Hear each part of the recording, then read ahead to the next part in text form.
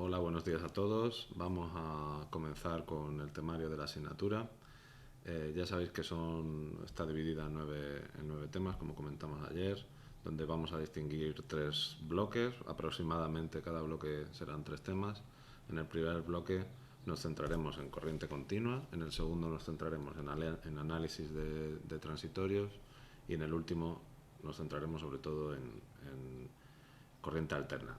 Aunque esos son más o menos los temas que se tratan en cada bloque, es verdad que en cada uno de ellos pues hay un poco uno que es un poquito de regalo, donde hablan un poco se habla o bien de análisis de señales o de potencia y tal. Bueno, es un poco por conceptualizar o por dividir, hacer una jerarquización un poco de lo que vamos a aprender por si a alguien le ayuda un poco, ¿vale? En este primer tema vamos a introducir definiciones básicas de circuitos y vamos sobre todo pues eso, a establecer una nomenclatura que sea común para todos y definiciones, ¿no? de términos que tenemos que comprender bien. Yo creo que muchos de ellos ya os sonarán. Este tema es un poco especial porque no se plantea un poco como para aprender ninguna metodología concreta, pero es sencillamente una lista de definiciones, ¿vale? Un poco para ilustrar la portada del tema, pues he puesto este circuito que es una placa que venden o unos kits que venden para que uno aprenda a hacer un tipo de soldadura que se llama de soldadura superficial, ¿vale? Hay varios tipos de montaje en placas de PCB. Este es uno de ellos en el cual los componentes van directamente sobre la superficie. Fijaros que no se atraviesa la placa, no tiene agujeritos. Donde tienen que hacer contacto con las pistas, que se ven aquí en un color más clarito, pues están estañados y entonces pues uno pone ahí su componente y lo estaña y tal. En principio esto se suele hacer con máquinas y tal, pero es verdad que a veces uno puede tener que soldar uno mismo. Esto fue lo que yo conseguí y no me funcionó. Y estuve ahí pues 2-3 horas haciendo soldaduras sin mucho éxito. Así que bueno, para que veáis un poco mi fracaso, pues aquí lo pongo. Pero bueno, estéticamente la verdad que me parece muy chulo. Así que bueno, por eso lo pongo, ¿vale? Entonces, en este tema veremos eso, variables de un circuito. Sobre todo hablaremos de la corriente, potencia, voltaje, cosas muy básicas que tenemos que tener perfectamente claras y por eso vamos a dedicarle algo de tiempo a repasarlas, ¿vale?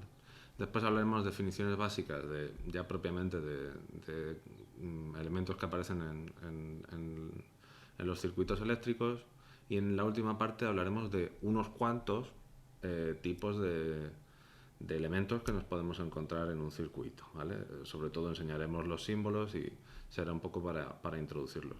Aunque vamos a hablar de bastantes, puede haber muchos más. De hecho, hay infinidad. Cuando uno se inventa algo, se inventa un símbolo y a veces se inventa un símbolo para algo que ya existe y cada fabricante puede tener su propio estilo de hacer las cosas.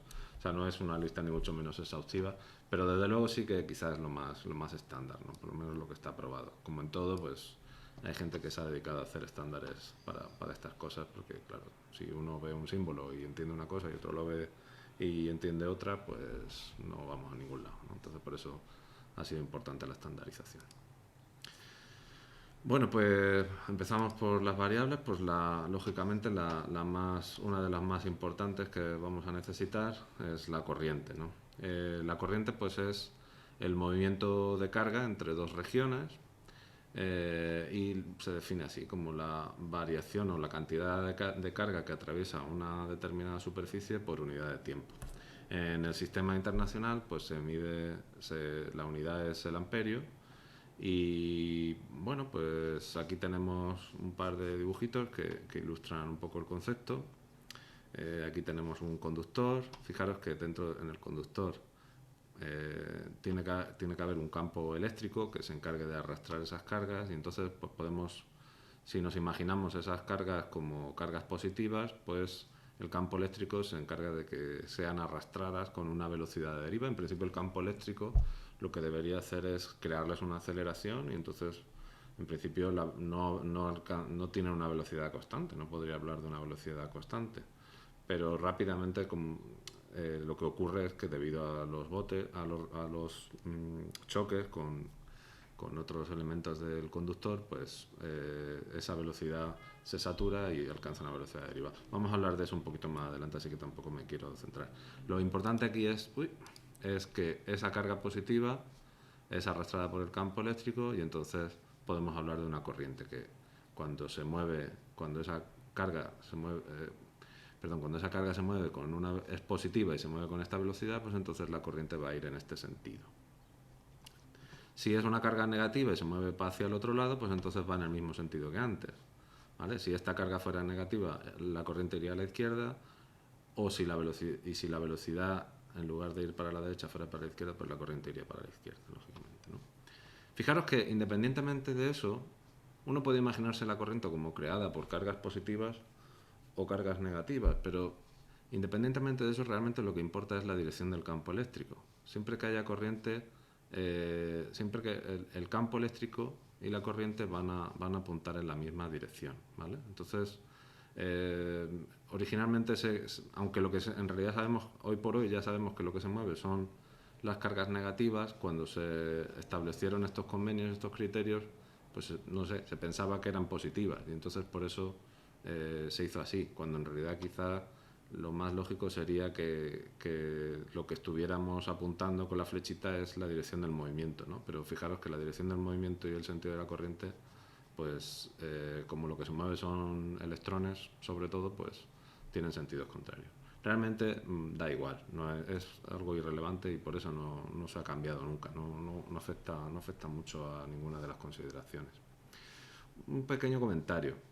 A veces uno piensa, para que haya corriente tiene que haber carga, es el movimiento de carga. Sin embargo, no necesariamente el conductor tiene que tener una carga neta. Es decir, por un cable normal,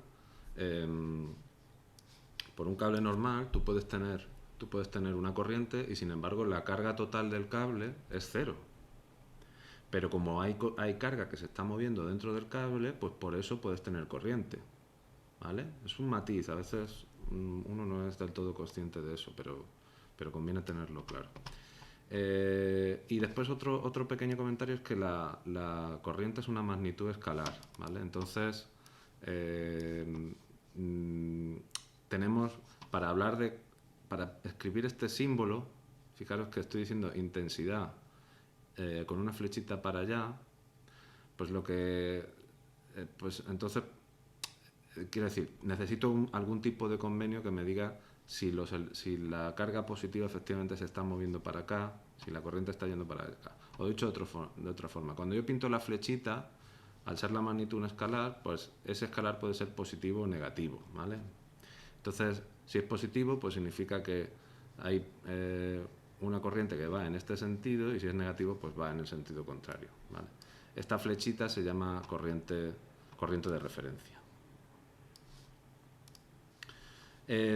Más cosas. A veces, cuando me voy ya a escala de dispositivo, pues puedo hablar de densidad de corriente. La densidad de corriente se define, pues, puedes definirlo como la corriente por unidad de superficie. O dicho de otro modo, si integro la densidad de corriente a lo largo de una superficie, pues tengo una corriente neta. Fijaros que como esto de aquí es un producto escalar, pues esto es un escalar, ¿no? Que es lo mismo que hemos definido, es la misma corriente que hemos definido hace un segundo, ¿no? Pero si quiero, puedo hablar también de la densidad de corriente que hay que atraviesa un conductor, ¿no? Una corriente por unidad de superficie. Al contrario que la corriente normal, pues la densidad de corriente es una magnitud vectorial, ¿vale?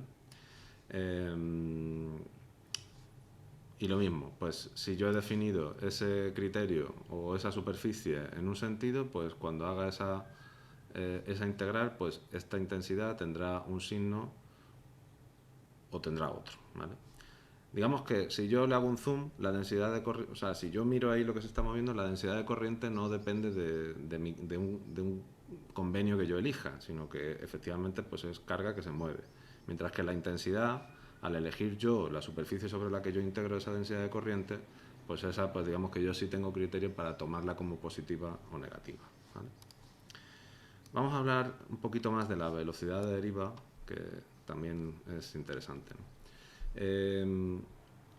Fijaros, cuando aparece un campo eléctrico en un conductor, pues lo que ocurre es que los electrones que hay ahí se aceleran. También en principio se aceleran los iones positivos o pues si es metal, pues los núcleos del metal. Pero claro, el electrón pesa unas 2000 veces menos que el metal y entonces pues para una misma fuerza se acelera muchísimo más porque tiene 2000 veces menos masa. Entonces realmente lo que realmente se está moviendo sobre todo son los electrones, ¿no? Entonces pues si vemos que le pasa a un electrón, está en presencia de este campo eléctrico, pues el electrón que a lo mejor partía con esta dirección pues se empieza a acelerar, su trayectoria se curva un poquito hacia la derecha, pero lo que ocurre es que como está dentro de un sólido, pues rápidamente choca con algo, ¿vale? Y entonces ese choque hace que se desvíe. Y bueno, pues se sigue acelerando y vuelve a chocar, cambia su trayectoria, que se desvía un poquitín y tal. Si no hubiera un campo eléctrico, digamos, no dominaría una componente de la velocidad del electrón. El electrón se seguiría moviendo porque tienen un movimiento por sí propio, que es el movimiento debido a la velocidad térmica, debido a la temperatura, pero esencialmente ese movimiento es aleatorio, ¿no? Y entonces no hay un flujo neto de electrones en una dirección, ¿no?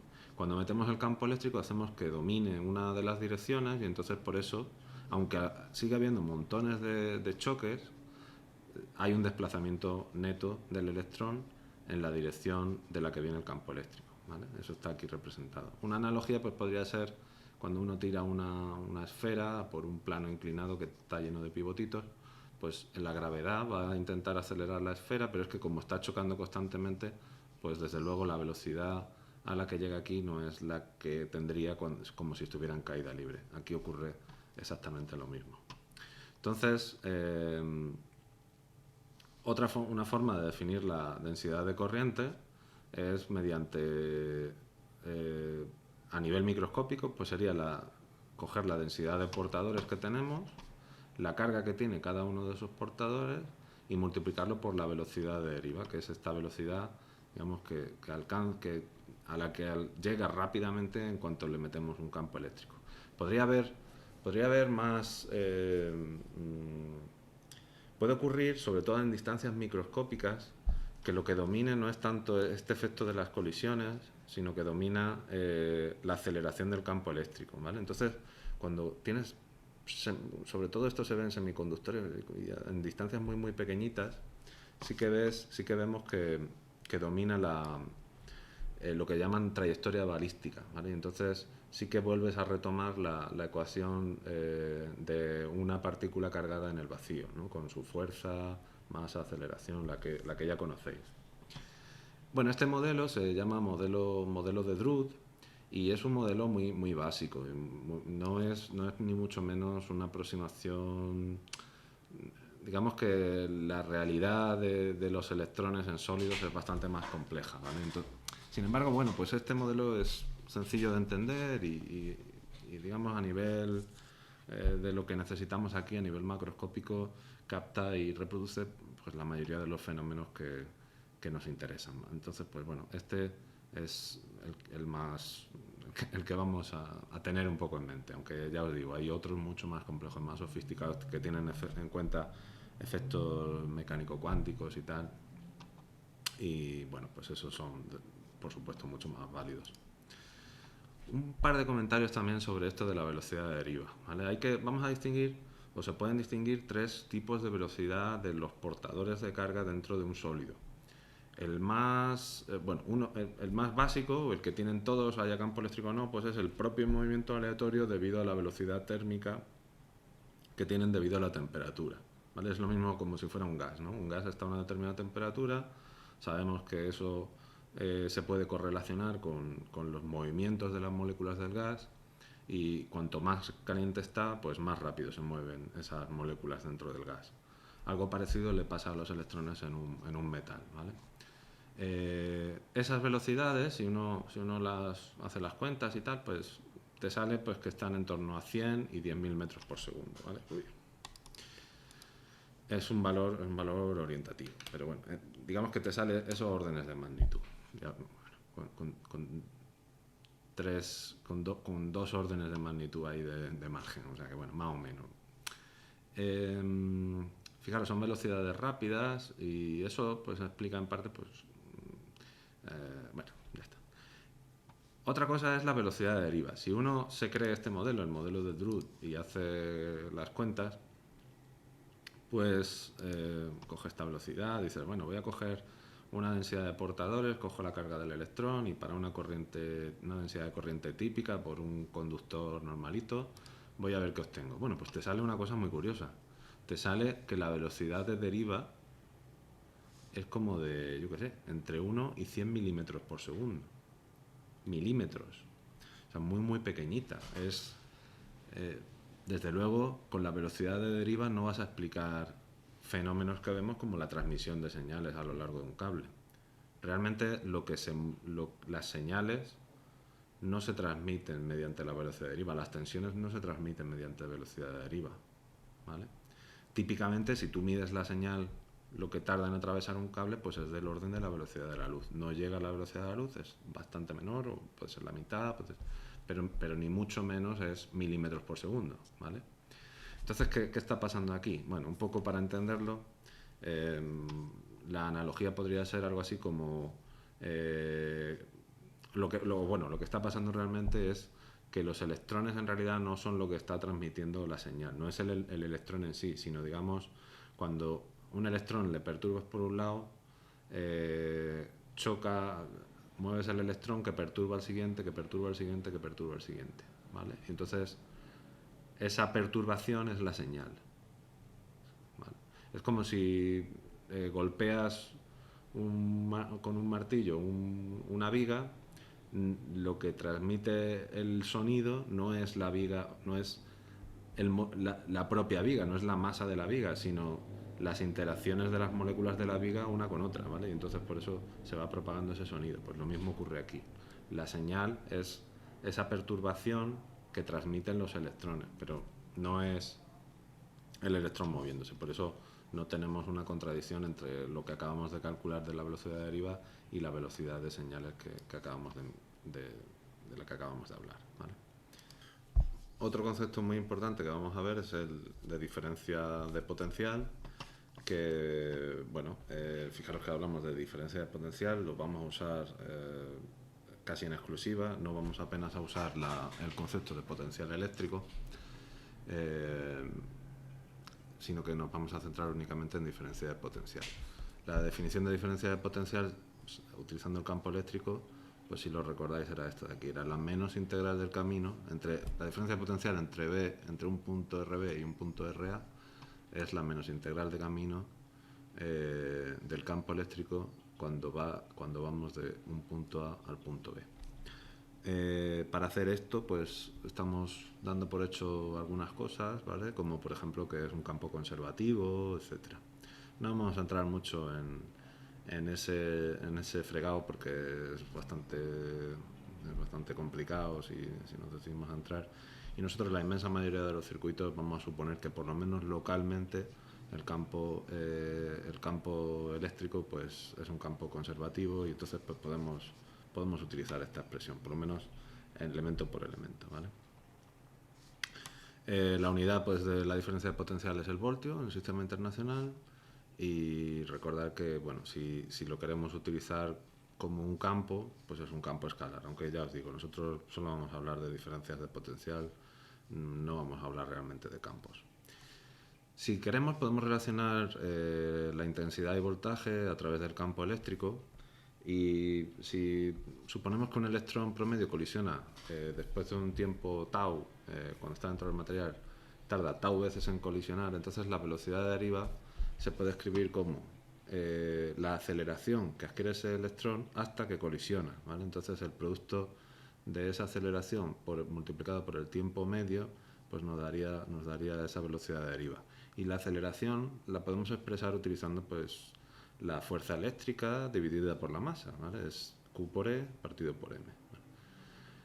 Si eso lo enchufamos en la definición que dimos de densidad de corriente cuando utilizamos la velocidad de deriva, pues entonces fijaros que nos queda esto de aquí, donde n dijimos ya la densidad de portadores, carga del portador, tiempo medio de colisión dividido por la masa del electrón multiplicado por el campo eléctrico. Realmente esto es solamente un número que depende del material, ¿vale? Depende de las propiedades del material, la densidad de portadores, etcétera.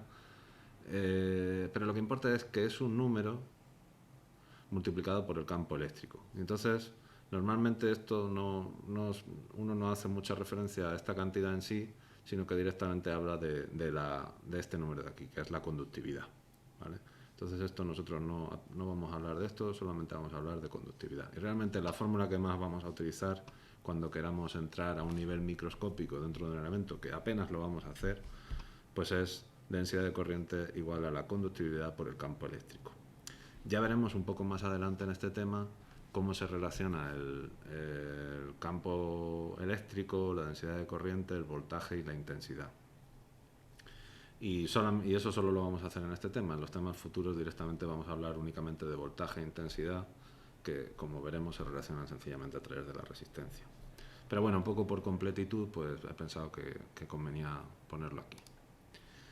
Otro concepto muy importante pues es la potencia eléctrica. La potencia instantánea se calcula de esta forma, es el producto del voltaje por la intensidad. Las unidades en el sistema internacional son los vatios. Y bueno, pues esto es una potencia, es una energía por unidad de tiempo, de tal forma que si lo integramos en un intervalo de tiempo dado, pues obtenemos una energía. Una nota curiosa, bueno, quizás la unidad que más se utiliza es, bueno, curiosa, tampoco es... Bueno, la unidad que más se utiliza en electricidad es el kilovatio hora, posiblemente sea la que más se use. Y bueno, pues no sé si alguna vez habéis para pensarlo, pero no es del sistema internacional. ¿Por qué? Porque la hora pues no es del sistema internacional. Esto pues debería ser el kilovatio segundo o algo así. Pero bueno, aún así, pues nada, un pequeño comentario. Lo que es del sistema internacional pues es el julio. Vale, pues pasamos a... Bueno, pues vamos a pasar ahora a hacer unas cuantas definiciones que vamos a necesitar cuando hablemos de circuitos. La primera de ellas va a ser esta de aquí. Un elemento circuital. Los circuitos que analicemos van a ser una interconexión de distintos elementos circuitales. Los elementos pues son unas relaciones, nos van a establecer unas relaciones entre voltaje y corriente. Y pueden tener, en principio, el más común será de dos terminales, como este que está aquí representado, pero podría haber elementos de más de dos terminales. Y veremos algunas así un poco por encima en esta clase o la próxima. Y entonces, en los circuitos, pues bueno, estos elementos se van a conectar mediante líneas continuas que representan... que van a representar cortocircuitos, y esas líneas también, si queréis, las podéis ver como un elemento en sí, solo que en ese elemento el voltaje que cae o la caída de tensión pues por definición es cero, ¿vale? Pues las líneas son cortocircuitos. Casi siempre vamos a saber cuáles son las relaciones entre voltaje e intensidad a priori, ¿vale? Y después, además, todas esas relaciones van a ser siempre funciones lineales. Todos los que analicemos nosotros, pero en los circuitos reales puedes encontrar muy a menudo relaciones en las cuales el voltaje y la intensidad no son una función lineal. Todos los análisis que nosotros vamos a hacer pues ya digo, son circuitos lineales y eso va a simplificar muchísimo, si no sería muy muy complicado. Y después fijaros que siempre estoy intentando representar los voltajes e intensidades o las variables con letras minúsculas, porque cuando sean mayúsculas, pues eso significará que serán valores constantes o fasores, que ya veremos lo que es, ¿vale? Entonces, bueno, aquí acabamos de ver qué es un elemento circuital. Básicamente son las partes del circuito que se van a interconectar entre sí y en las cuales tengo una relación de voltaje y corriente conocida, y esa relación en general va a ser lineal. Otra cosa importante es la polaridad, ¿vale? Siempre que pintemos, vamos a tener dos convenios de polaridad. Uno en el cual, si tenemos el voltaje con el positivo, pues como está aquí dibujado, con el positivo a la izquierda y el negativo a la derecha, entonces la corriente va de izquierda a derecha, ¿vale? Va del positivo al negativo, ¿vale? Ese es el convenio de polaridad pasiva. Este lo vamos a utilizar, pues lógicamente, como su propio nombre indica, en todos los elementos, aquellos elementos que sean pasivos, como pueden ser las resistencias, los condensadores, los inductores, etc. Esta corriente es la corriente, la flechita que está aquí, pues nos está diciendo el sentido de la corriente, y esta corriente pues puede ser positiva o negativa, no tiene por qué ser siempre positiva, ¿vale? Entonces, que nosotros adoptemos este convenio en realidad no va a cambiar o no va a alterar el resultado del circuito. Si lo resolvemos bien, adoptar un convenio u otro no tiene que afectar para nada, ¿vale? Y después, otra posibilidad pues será que adoptemos el convenio de polaridad activa, donde ocurre justo lo contrario. En lugar de la corriente, en lugar de dibujarse del positivo al negativo, se dibuja desde el negativo al positivo. Este va a ser pues cuando estemos hablando de elementos activos, como pueden ser fuentes de tensión, fuentes de corriente, etc. Fijaros, con el convenio de polaridad pasiva, cuando la intensidad y el voltaje son positivos, pues entonces la potencia es positiva. Y eso va a querer decir que el elemento está disipando energía, o a lo mejor no la está disipando, sino que la está almacenando. En cualquier caso, digamos que la está sacando de nuestro sistema y se la está guardando él, se la está quedando él, ¿vale? Con el convenio de polaridad activa, pues ocurre lo contrario. Cuando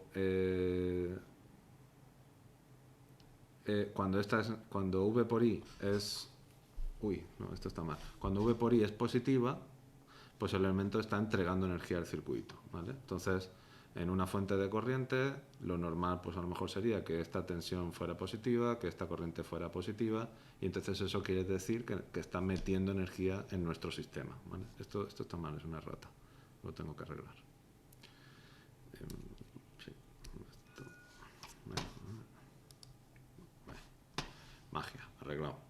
Bueno, pues eso, cuando V por I y es positivo y estamos utilizando el convenio de polaridad activa, pues este elemento estará metiendo energía dentro del circuito. Y lo contrario, si fuera negativa, puede ser una batería que se está recargando o algo así. En una batería vamos a utilizar el convenio de polaridad activa, así que en principio le estará entrando intensidad, y entonces pues tendremos voltaje positivo e intensidad negativa. Eso quiere decir, esto de aquí sería negativo y estará sacando energía del circuito, ¿vale? Aquí, usando el convenio de polaridad pasiva, podría ocurrir, pues, por ejemplo, con un condensador. Como veremos un poco más adelante, en un condensador a veces puede estar cargando, y entonces ahí V e I serán positivos, pero a veces puede estar descargando, y entonces la intensidad sería negativa, y entonces pues la potencia en un elemento pasivo pues sería negativa, ¿vale? Son situaciones en las cuales se puede dar. Bueno, vamos ahora a ver cuáles son los elementos de un circuito, qué distintos tipos de elementos que nos podemos encontrar en un circuito. Bueno, pues el más común es este de aquí, la fuente de tensión. Casi todos los circuitos que veamos van a tener una fuente de tensión o de corriente como mínimo, porque es que si no hay al menos un elemento activo, pues no va a haber corrientes en el circuito. Entonces, es un elemento de dos terminales, ¿vale? Fijaros, dos. Y fijaros, aquí estamos adoptando el convenio. Bueno, y en este elemento de dos terminales lo que ocurre es que tenemos una tensión fija entre los extremos, ¿vale? Este valor V es, digamos, sagrado. Eso, entre este punto y este punto, tiene que aparecer esta diferencia de potencial. Todo lo demás del circuito da igual. Lo que nos dice este símbolo es que entre este punto y este punto tiene que aparecer esta diferencia de tensión. Y tal y como está dibujada, lo que me quiere decir es que este punto está V voltios más altos que este punto. Aparte de esa diferencia de tensión, puede circular una corriente. Pero la fuente de tensión, en principio, no me impone ningún valor de esa corriente. Solamente me habla del voltaje. Fijaros, en las fuentes de tensión, bueno, hay dos símbolos. Uno es este, que se utiliza más para fuentes de tensión que pueden ser variables con el tiempo y por eso le he puesto la letra minúscula. Y otro pues es este de aquí, que es para fuentes de tensión. Este se utiliza sobre todo para baterías y tal, por eso tiene esta forma así que, no sé, un poco se asemeja un poco a una batería, donde la línea larga representa la tensión más alta, ¿vale? Y pues las baterías en general pues tienen un voltaje que es básicamente constante, ¿no? Pues va siempre variando un poquito con el tiempo, pero son periodos de tiempo muy largos y en casi todos los análisis se entiende que el voltaje es constante y por eso pues ponemos una letra mayúscula, ¿vale?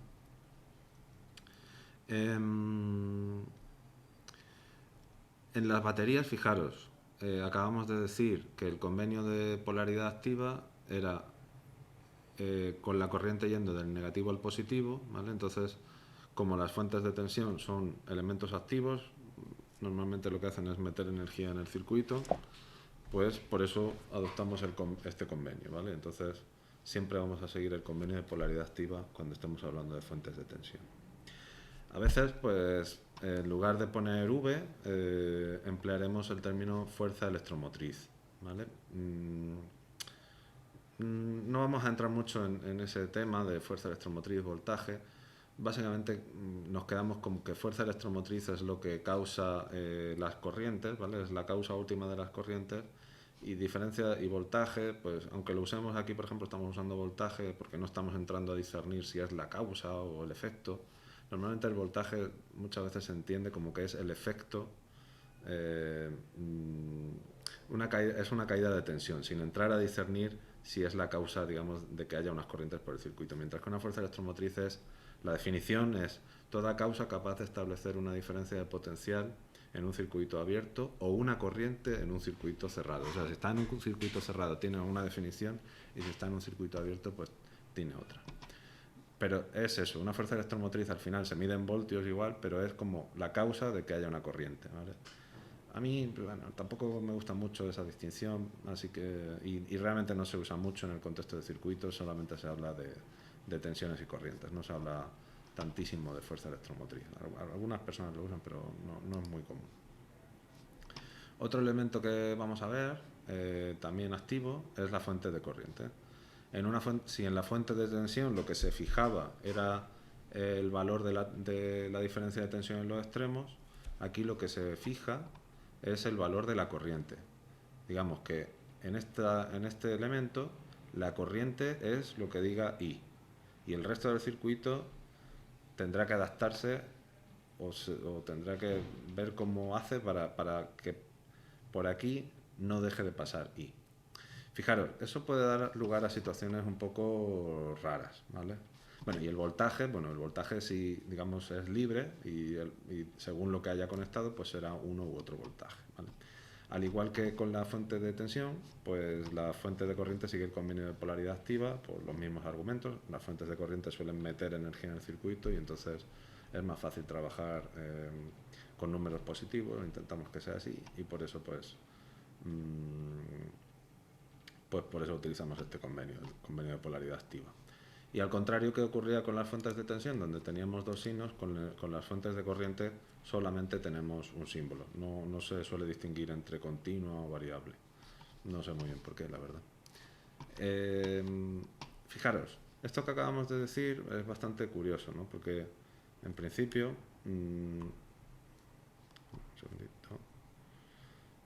en principio, pues, si tú tienes una fuente de tensión así, pues vamos a decir que esto vale V1, pensad a lo mejor, no sé, 5 voltios. Bueno, pues, y hemos dicho que esto es sagrado, pues yo no puedo conectar aquí otra fuente de tensión que tenga un valor distinto, ¿vale? Esto, si yo hago esto, fijaros, como hemos dicho, esto de aquí son cortocircuitos, por aquí no cae tensión, por aquí no cae tensión, y entonces estoy diciendo que este punto, vamos a pensar que este punto está, yo qué sé, vamos a pensar que este punto está a 0 voltios, pues este punto, si voy por aquí, estoy a V1, V sub 1 voltios, y si voy por aquí estoy a V sub 2 voltios. Claro, si yo por un lado estoy diciendo que esto de aquí son 5 voltios y esto de aquí pues son 3 voltios, aquí estoy llegando a una contradicción, ¿vale? Entonces por eso cuando conectamos fuentes en paralelo, ideales, estas son fuentes ideales, pues hay que tener mucho cuidado de no poner cosas como estas, porque esto es una contradicción. Recordad que si en algún momento, cuando ya empecemos a introducir las ecuaciones y tal, que nos establecen las relaciones ya en circuitos más complejos, pues eso sería equivalente a escribir algo así. Estoy diciendo que 5 es igual a 3, en el caso de que estas dos fuentes. No llego a ninguna contradicción si tanto V1 como V2 valen lo mismo, ¿vale? Lo que estoy diciendo en el fondo con este dibujito es que V1 es igual a V2, ¿vale? Y esto no puede ser, ¿vale? Bueno, un pequeño comentario. Con las corrientes pasa lo mismo. Con las corrientes pasa lo mismo. Yo no puedo decir, en un circuito no puedo escribir esto. No puedo decir que por aquí tengo una fuente de corriente que es I sub 1 y aquí en el mismo camino decir que esta corriente tiene un valor I sub 2. Eso está prohibido. A no ser que I sub 1 sea igual a I sub 2. Pero en el fondo si pongo esto, pues es como poner una sola, porque pues, ¿para qué? Y aquí igual, si pones que V1 es igual a V2, pues te puedes ahorrar esta, porque ya estás fijándolo con esta, ¿no? Bueno, más adelante espero que todo esto quede un poquito más claro.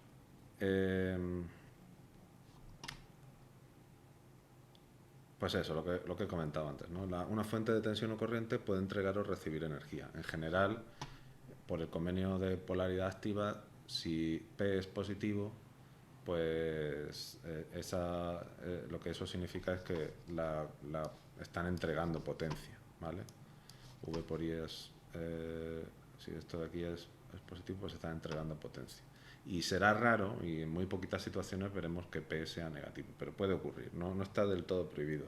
Por ejemplo, ya digo, una situación sería esa, una carga de una batería o algo así. Vale, vamos a hablar ahora de la resistencia, que es un elemento súper importante en todo el análisis de circuitos. Antes de eso, pues podemos introducir primero el concepto de resistividad, que en el fondo ya lo habíamos hablado de él cuando estuvimos estableciendo una relación entre el campo eléctrico y la densidad de corriente, porque la resistividad no es más, si recordáis, la inversa de la conductividad. Cuando hablamos de la conductividad dijimos que J era igual a sigma por E, y entonces pues la resistividad, si esto de aquí es cierto, pues es 1 partido por sigma. La resistividad es 1 partido por sigma. Las unidades de la resistividad son ohmios metro, y de la conductividad pues son siemens metro. Eso no lo comenté antes, pero es así. Esto, la conductividad y la resistividad, son propiedades intrínsecas de cada material. Es decir, tú te puedes ir a una tabla y ver la resistividad que tiene. Están tabuladas y se conocen, ¿no? Se miden, se conocen y son generales para cualquier material. En general, si tienes un material con buena conductividad eléctrica, pues también va a ser un buen conductor térmico.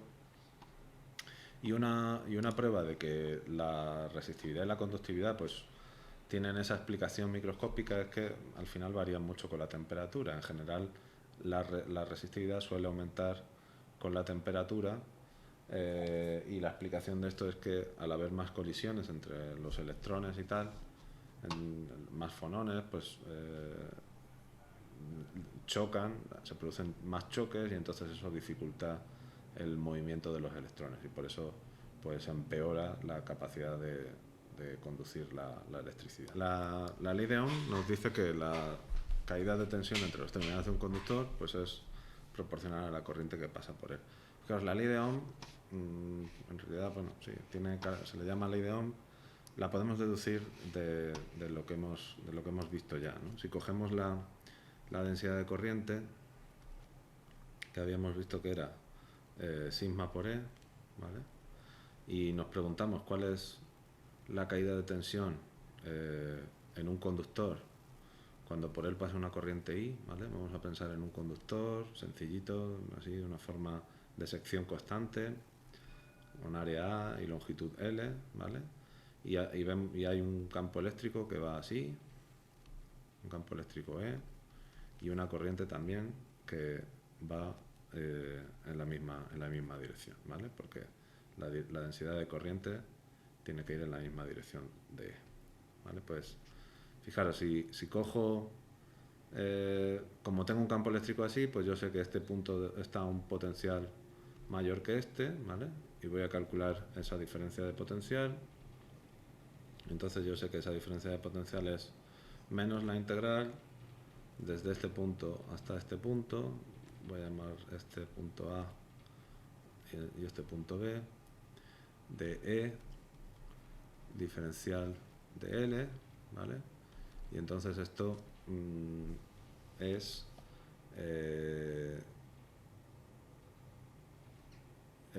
fijaros que esto es J menos E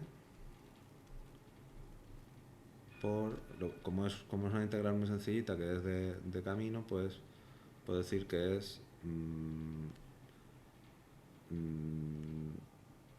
estoy recorriéndolo así, pues este camino es RB menos RA, ¿vale? Y esto es menos E por este vector le puedo llamar L vector, y entonces fijaros que como está con signo contrario que el campo eléctrico, pues es esto al final pues nos da E por L, ¿vale? Entonces la diferencia de tensión entre este punto y este punto pues es E por L. Por otro lado, pues yo sé que la integral de la densidad de corriente en esta superficie pues es J por S, ¿vale? Si cojo y miro la integral y tomo como sentido de referencia este de aquí, pues esto es la intensidad, y entonces esto de aquí pues es la intensidad, ¿vale? Pero es que la densidad de corriente es sigma por E, entonces esto es sigma por E por S. Y si despejo E aquí y lo sustituyo aquí, pues tengo que el voltaje es igual a I partido por sigma partido por S multiplicado por L. Y si queréis, pues esto lo podemos llamar, en vez de utilizar la conductividad, pues podemos usar también la resistividad, y esto es R por L por S multiplicado por I. Y esto de aquí, bueno, pues es una cantidad que, fijaros, depende únicamente de parámetros geométricos, de la resistividad, la longitud del material y la sección, y a esto pues es a lo que llamamos resistencia. Aquí la hemos calculado, fijaros, lo que hemos utilizado es sección constante y resistividad homogénea, ¿no? Todo este material tiene una misma resistividad, una misma conductividad. Si cambia eso, pues obviamente no sería esta fórmula, pero al final siempre voy a poder llegar a un número que me dice que tiene todo eso en cuenta y que depende básicamente de parámetros geométricos y de lo que está hecho el material, y al final yo voy a poder llegar siempre a una relación entre el voltaje y la intensidad a través de un número, que es la resistencia. Fijaros, la resistencia, ahí donde la veis, pues es muy interesante porque nos permite abstraernos de lo que es este objeto. Esto puede ser un cilindro, puede ser una patata, puede ser cualquier cosa, puede tener una forma tremendamente complicada. Pero gracias a esta relación, a la ley de Ohm, pues yo puedo olvidarme de toda esa complejidad y al final tratarlo únicamente como un número. Al final lo que me importa es la relación entre el voltaje y la intensidad, que en este caso pues es directamente proporcional, y esa constante de proporcionalidad pues no es más que la resistencia. ¿Vale? La resistencia se mide en ohmios, en unidades del sistema internacional. Cuando lo vayamos a introducir en un circuito, pues utilizaremos este símbolo, el símbolo del resistor. Fijaros, aquí, como esto ya es un elemento pasivo, pues estamos utilizando el convenio de polaridad pasiva, donde el terminal donde la corriente viaja desde el terminal positivo al terminal negativo. A veces, en lugar de utilizar el resistor o R, utilizaremos conductancia, que va a ser muy práctico, ya veréis. La conductancia en unidades del sistema internacional es el Siemens, a veces se utiliza mho, pero es muy poco utilizado, casi siempre se utiliza Siemens. Mho es una fricada y no es más que ohm al revés, ¿no? Pero bueno, yo la verdad que no lo he visto en ningún sitio, pero en algún libro lo he visto.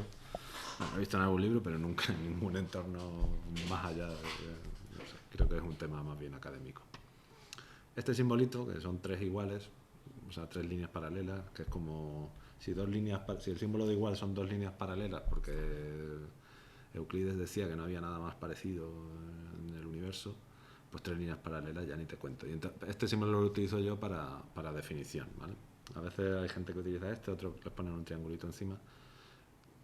Lo que quiero decir es que esto de aquí, digo yo que es esto de aquí. Y como lo digo yo, pues vale. Mientras yo sea coherente conmigo mismo, da igual. Muy bien. Si utilizamos la conductancia, pues la ley de Ohm, muy fácil ver que se expresa así y ya está. Esto es una idealización. Quiero decir, todo esto que he contado, que si este elemento, que si es una idealización. En realidad, pues ya habéis visto, hay dependencias con la temperatura, puede haber, no sé, más factores, ¿no?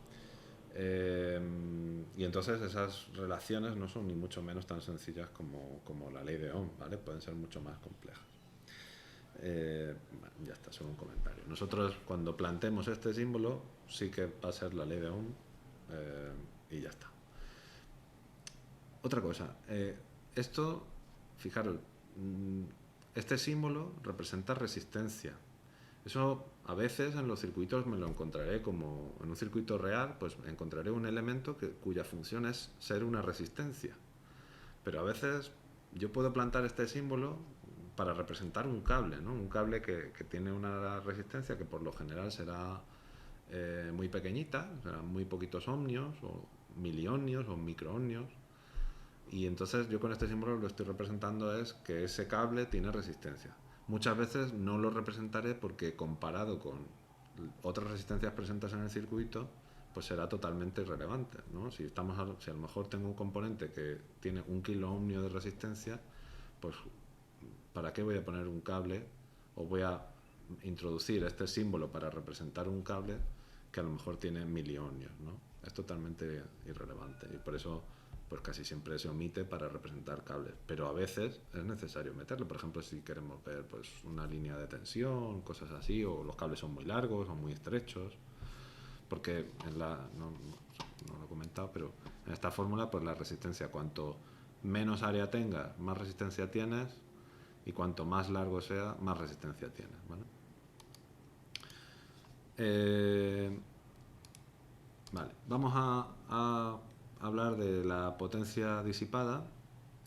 En una resistencia, pues se cumple esto lo cumplen todos los elementos, esto es genérico para todos los elementos, la potencia siempre es el voltaje multiplicado por la intensidad, pero acabamos de decir por la ley de Ohm que el voltaje está relacionado con la intensidad de esta forma, ¿no? Entonces la potencia pues se puede expresar así, como R por I al cuadrado o V al cuadrado partido por R, si lo que sustituyo son las intensidades por los voltajes.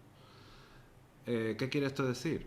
Fijaros, la intensidad o el voltaje pues podían ser positivos o negativos, ¿no? Pero claro, como van al cuadrado y R siempre es una cantidad positiva, pues entonces esta potencia siempre va a ser positiva.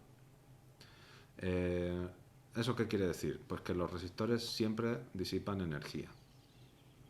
Y este efecto, bueno, a veces tiene nombre propio y es el efecto Joule. Pero siempre disipan energía y no nos la van a devolver nunca, son así. Los condensadores y los inductores pueden disipar energía, pero más que disipar es almacenar energía y lo bueno que tienen es que siempre nos la van a devolver, lo veremos un poco más adelante. Estos son ejemplos de resistores o de piezas del mundo real que están pensadas para ser resistores, ¿vale? Ya digo, muchas veces la resistencia nos la encontramos sin buscarla y otras veces la buscamos. Y entonces cuando la buscamos queremos que tenga ese valor y que se parezca lo más posible a ese valor. En los resistores más comunes se utiliza un código de colores que, bueno, pues desde el negro, que es el 0, marrón, que es 1, y así, pues eh, rojo es 2, naranja 3, etcétera, etcétera, pues nos dice el valor que tiene la resistencia. Entonces, las dos primeras líneas siempre se tiene que poner con la banda, si tiene una banda dorada o más gorda o especial, se pone a la derecha y entonces se va leyendo de izquierda a derecha. Entonces aquí leo marrón, que es 1, negro, negro, que es 0, ¿no? Y entonces marrón es 1, negro 0, negro 0. Y este de aquí ahora hablamos de él. Entonces, la última no, es un multiplicador, es 10 elevado a 0. Entonces es por 10 elevado a 0. Y estas dos primeras es 1, 0, pues entonces eso es 10. Entonces esto se tiene que leer como 10 por 10 elevado a 0. ¿Vale? Entonces ese de ahí arriba es un resistor de 10 ohmios. La banda dorada nos habla de la tolerancia. Ya sabéis, en el mundo real no tenemos 10 ohmios clavados, sino que por la forma en la que se fabrican los componentes, pues siempre hay variaciones, tolerancias.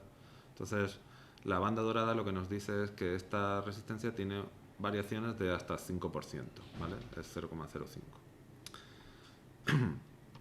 En este de aquí abajo, pues tengo el amarillo es 4, este es 7 y el marrón era 1, ¿no? Entonces, 4, 7 por 10 elevado a 1. Entonces es 470 ohmios. Y este de aquí, que lo vimos el día de la presentación en el test, pues fijaros que no tiene ningún código de colores, pero aún así, pues esto es una resistencia. Fiaros de mí, que esto es una resistencia. Y lo está puesto con otro sistema que es, aquí pues lo tiene impreso, es 2R y eso es 2 ohmios. Cuanta más pequeña es la resistencia, pues para un voltaje dado, más corriente va a pasar por ella. Y claro, si pasa más corriente, más potencia va a disipar, ¿no? Sobre todo si es lo único que hay conectado a una fuente de tensión que está fija. Y entonces, por eso, bueno, no necesariamente cuanta menos resistencia más grande y más potencia va a disipar, eso no es verdad. Pero bueno, según la aplicación pues puede ser así, ¿vale? Eso no siempre ocurre, pero en este caso sí es así. Y bueno, pues fijaros que en el fondo lo que está cambiando es el envoltorio y está hecho de aluminio, que es un buen conductor térmico, tiene estas aletillas para que tenga más superficie y disipe más el calor, porque esta resistencia va a disipar mucho calor y si no queremos que se destruya, pues tiene que disiparlo al mismo ritmo que se está generando, si no se va a empezar a calentar y acabará ardiendo, puede arder, una resistencia pues puede arder. Generalmente muchas veces los circuitos fallan por eso, ¿no? Una resistencia se quema y gracias a Dios pues eso tiene una solución fácil, se cambia la resistencia y se acabó. Cuanto más grande es la resistencia, regla de oro, cuanto más grande es la resistencia, eso significa que más potencia va a disipar y por eso la hacen más grande, para que tenga más superficie y elimine más calor. Esto es una hoja de características, el datasheet, todos los componentes con los que uno trabaja o con los que quiere hacer algún aparato, pues uno tiene que entregar una hoja de características, el datasheet, que esto te lo da el fabricante y te dice las especificaciones de lo que te está vendiendo. Entonces, fijaros, en una placa la cantidad de resistencias que hay, de circuitos que hay, cada uno de esos componentes tiene que tener su datasheet, si no, no se puede usar prácticamente. Y ese datasheet pues nos dice qué es lo que el fabricante nos dice que eso que te ha vendido tiene que hacer, ¿vale? Entonces, pues fijaros, aquí hay distintos tipos. Esto no es solo para una resistencia, sino para una familia de resistencias. Pues este fabricante tiene resistencias que pueden disipar hasta 2 vatios o 125 milivatios y tal, ¿no? Que están pensadas para trabajar en este rango de temperatura, con estos voltajes, etc. Y él te puede vender resistencia en este rango de frecuencias con estas tolerancias, ¿vale? Aquí incluso te está dando cómo te la va a entregar, ¿no? Y muchas veces se dan en carretes con gomillas y eso es porque se montan en máquinas que se encargan de ponerlas automáticamente donde tienen que ir. Entonces, si tú tienes la suerte de tener una máquina de esas, pues él te lo proporciona para que sea compatible con tu máquina. Eso no lo vamos a ver nosotros, probablemente nunca. Pero bueno, pues eso, esto aquí os estoy poniendo un ejemplo de hoja de características.